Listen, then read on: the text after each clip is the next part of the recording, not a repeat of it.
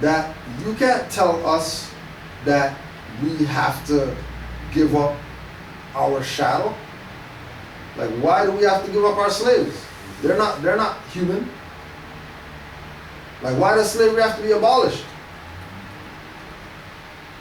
The individuals that were enslaved accept slavery. I love it. Do they look like they're bothered by slavery? They go out there every day from 6 a.m. to 11 p.m. picking cotton or whatever. Picking whatever we tell them to pick. And they don't seem like they're complaining. And the one or two who say, forget this, I don't want nothing to do with this, we're going to send our little, highwaymen after them. If they get caught, they get caught. If they don't get caught, then, they no big deal. We got the masses here. You got the masses here, right? Okay. And as well, we have to bring this up again, that when Noble Jwali is talking about ballots and polls and things relative to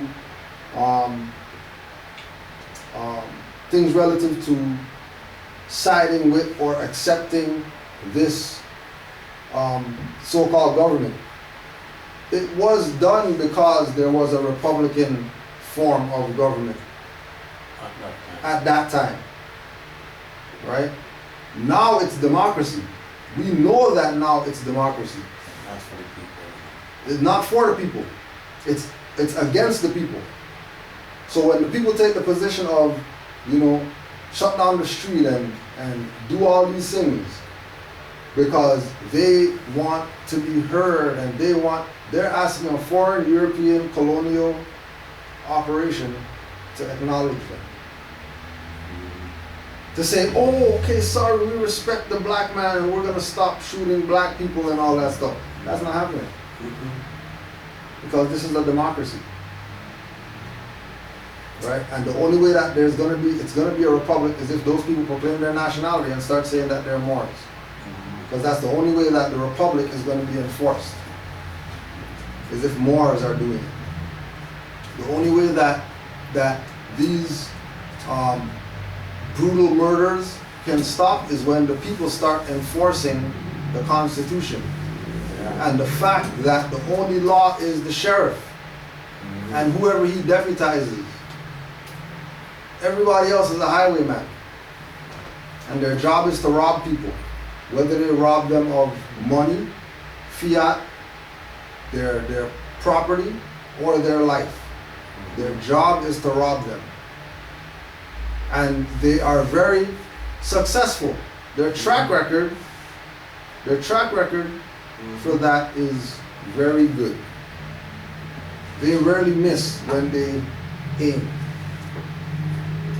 See what happened there, the biggest talk about them now. Now the people that do this stuff to you,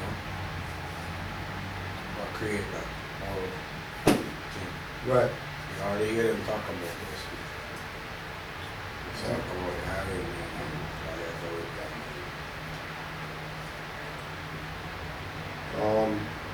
all registering. The 3,000 Muslims of the Grand Temple and the West Side Temple are making ready to register every man or woman in order to take the lead of the various candidates who they have been instructed to vote for. They've been instructed to vote for. Right? So as in Noble Jwali's time, as Moors voted. But Moors were instructed who to vote for. Moors weren't going on their own, oh, we're going to go vote for that guy. Right? They were instructed to vote for certain people. Why? Because certain people had meetings with Noble Jwali. And the meetings that they had with Noble Jwali was because they realized the power of his movement. They realized that he has 1,500 people, let's say, in these two temples. This is two. This is 2 out of 15 temples and 25 branch temples. These two had 1,500 members each. And those people were instructed to vote for whoever their representatives, right, who met with these people and said, yes, we are going to speak on behalf of, just like they do with everybody else, right?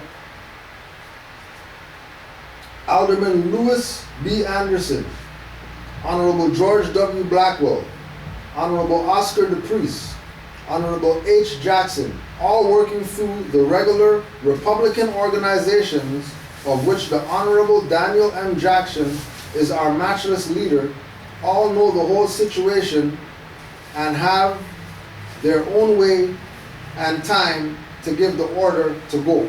The Muslims will be ready. Right? So it was known that this thing was coming, that we were going to have to go and cast these ballots at the polls. Yeah, because those are the time of those. Because even though some of the so-called black presidents. Right. Tongues. One of the most difficult things in this world to get control of is the human tongue. Kipling never wrote anything more truer than when he wrote that man may hold most any post if he only hold his tongue. Before you set your tongue to action, get it under control. A single tongue can do more harm in the world than a battalion of soldiers. For soldiers can kill but bodies, while the tongue can kill reputations and characters. Really, it is too bad that we have no laws to curb tongues from lying and scandalizing. No doubt, you all have read the story of Lego, a character in one of Shakespeare's plays. When he powerfully pictured in the character of Lego the terrible consequences following the path of an evil tongue. Lego not only destroyed the reputation and pure character of Desdemona, but he finally, through Othello, killed her body. That is why I say, compel your tongue to speak helpful messages, or else keep it still. Make it a rule of your life to use your tongue for high purposes only. Resolve to speak of man or woman of no other way unless you speak of good qualities of that man or woman. No one ever gained happiness out of injuring the feelings or character of someone else. No one ever failed to get happiness by speaking well of other people. So learn as if you were to live forever. Live as if you were to die tomorrow. Right? Learn as if you were to live forever and live as if you were to die tomorrow. Drew Ali in time. Allah has sent us a prophet and sent him in time with a holy message, which is divine. He came to let the Asiatics of America know that they are of the ancient family of Moors. His spiel was to the Asiatics first. Why? Because they have been sinners since their departure from their forefathers' religion. Right? So when we go to our forefathers' religion, like what was our forefathers' religion? And then people start talking about all these different bodies of sects of whatever. When our true and divine religion is astrological and nature worship, honoring nature and honoring the universe was really our first religion, which is why all those things, pyramids and temples and whatever, have some type of astrological connection. Before, I remember, we got some guys when I was a boy. You could stand up there and they tell you what time of day it was. Stand up in the sun. Yep. Without no clock. No clock, no watch. You stand up in the sun and they look at you. Yep. In your shadow. Yep. Tell you what time. And they tell you what time it is. And if you go check a clock, that's the time. That's the time. So there's like you said, they study the nature. Right. And they know. They know. They know. Right? So when it's gonna rain, yeah. they see ants moving, they see things. And So yeah, they see certain things, and and they can tell you whether it's gonna rain, whether it's gonna be storm, whether how long it's gonna rain for. You know what I I mean? remember some of that when I was. Yeah. And then those people were classified as the crazy people in the community. Yeah, like, you know. That was the Bushman. Yeah. That was the Shango Baptist and those people there. Oh, don't go around them, don't talk to them. They're gonna, you know, devil's gonna follow you home and all that type of stuff. And, you know, when you see them ringing the bell, that means they're calling the devil and all that stuff. BS. Those are some of the highest people. Yeah. Those are some of the most spiritually in tune people. Exactly. And then those people got run out of town. Yeah. You know, because of the people's lack of thinking for themselves. Of having somebody else think for them. Yeah. And when somebody else thinks for them, now they adopt that individual's thinking and destroy themselves. And then that individual who put that thinking on them just sits back and just reaps the spoils. When my mom had a conversation this morning, like she go to the store and she said the register wasn't working. In her whole brain, she could tell her how much money to take out of her money. This morning, that was the conversation on the phone with my mother. Yeah. The store cashier not working, and the young girl around the cashier cannot count it and tell her how much to give her a change. It's a lineup and it's a slowdown. Yeah. Nobody stop. Yeah. Nobody can go. Nobody can do anything because the cashier. And my old mother could say, I could tell her how much change to give me. Just take care of you and give me. Right. And so that's it. Come to her this morning and she was telling me what happened. You know, so where are these people? What's going on in this world? What's going on in the world where you know people don't even know times tables anymore. No, because they have to line up and wait because the register not working. Right. And they don't know how to use a paper or brain. They don't use brain to calculate and say you give me $20, okay, you're supposed to get back $5. Right. That was so my mom observed and we were talking about it this morning. Yeah. And that's an old school one. Yeah. Because I remember because my dad used to teach. You know what I mean? So I even remember him doing those ones. Yeah. You know what I mean?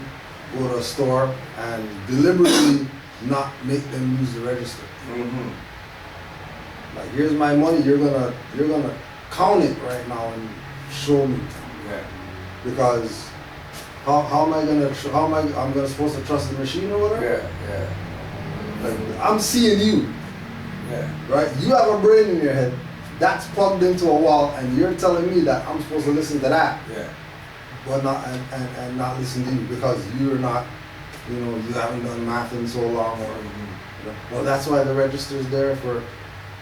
Go ahead, calculate or something like that, and figure this thing out. You need to hold them up.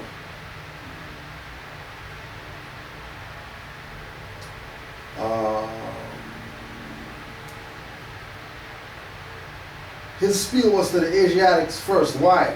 Because they have been sinners since their departure from their forefathers' religion. O sinners, why don't you hear the soul of Islam ringing in your ears? Right? So, and remember, Islam is peace. So, as soon as these people are introduced to peace, that's Islam. As soon as they get the message, what do they say that they want? Oh, police killing people, we need peace. Peace and justice and all that stuff. Right? All that is Islam, beating them in the head. Ancestors beating them in the head with Islam. But, you know, Islam's not what's verbalized or vocalized. Right? But the message is Islam. Yeah. The saying is peace. But the undertone is, well, the reason why you're getting what you're getting is because you're a sinner. The biggest sin that our people have is not honoring their foremothers and forefathers. Exactly. You can go out there and murder somebody. If you honor your foremothers and forefathers, it'll probably be alright.